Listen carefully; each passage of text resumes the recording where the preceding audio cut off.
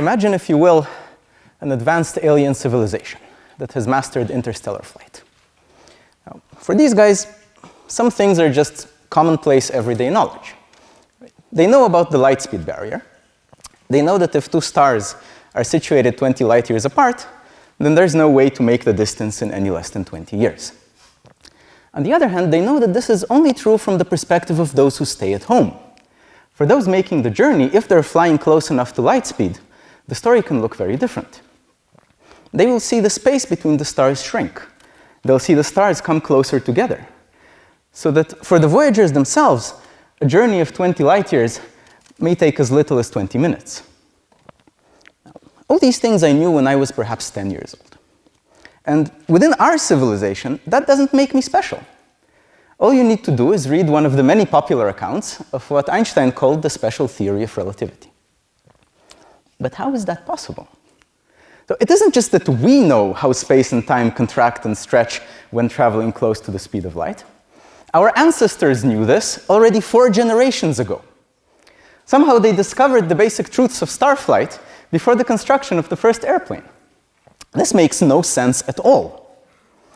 I knew that, and I shrugged. And so do most of us who learn such things.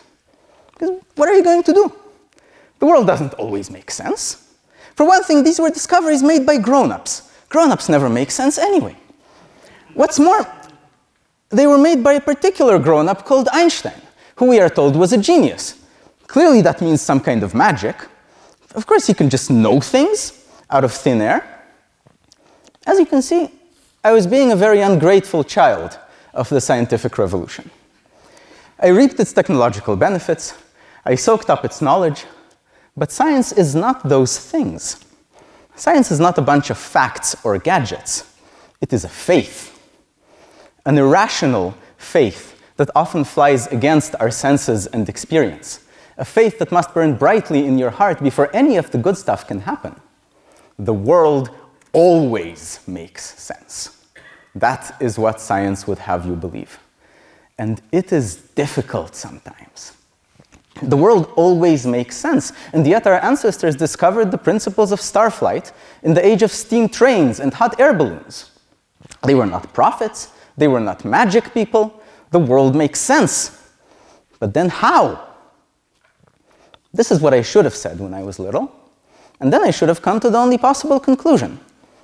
There is something in this story that I'm missing, something important that I'm ignorant about, something my ancestors knew and I do not. I must now go and shake up every grown-up in sight until I understand the answer. But I never did that. And it was only years later that the answer was essentially handed to me through good fortune by some wonderful people at the Israeli Physics Olympiad. And then it changed my life. It changed my emotional relationship with nature and with mathematics. It made it clear to me that I have no choice but to become a physicist. If only I had the courage and the determination to seek it out earlier for myself. So how did our ancestors do it? They did not have spaceships flying among the stars. What they had instead were electrons flying among the atoms, inside pieces of metal that you can hold in your hand. And we must give full credit to their ingenuity because at that time, no one has ever seen an electron or an atom. So whatever they found out about them, they had to do indirectly by measuring electrical influences. Now, we know that electrons have negative electric charge, that atoms deprived of their electrons have positive charge. Most of the time in nature, these charges are perfectly balanced against each other, so we don't see any electrical phenomena. But there is a way, a very subtle way, of disrupting that balance. So imagine an electron in motion.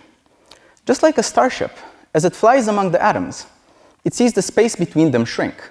It sees the atoms come closer together, forming a greater density of positive electric charge. It is from this effect, from the contraction of the space between the atoms as viewed by a moving electron, that relativity, the science of starflight, was eventually pieced together.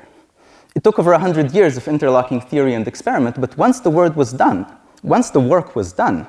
we have unlocked the secrets of space and time by playing with electric currents in little bits of metal.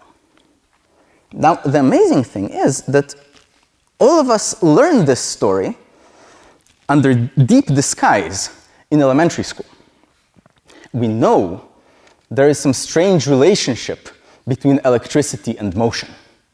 It's what allows us to make electricity at the power plant by rotating a turbine. It's what allows electric current to spin the drum of my washing machine. It is what makes our entire electrified civilization tick.